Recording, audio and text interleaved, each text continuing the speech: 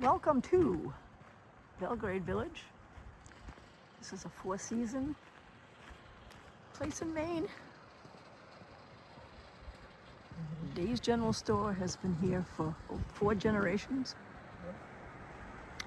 We have the Seven Lakes Alliance. They take care of the lakes in the area. Plus there are several hiking trails.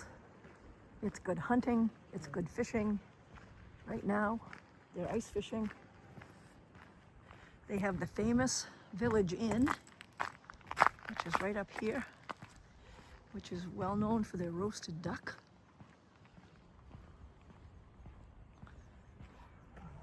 They have several places to stay, wonderful camps to rent, several snowmobile trails that connect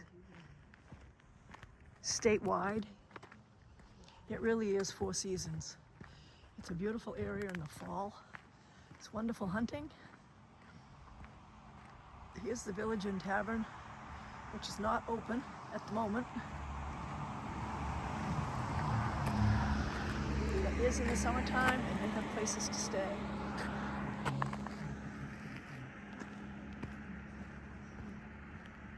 This is one of the big lakes. There's Great Pond, there's Long Pond, there's Snow Pond, and then there are several smaller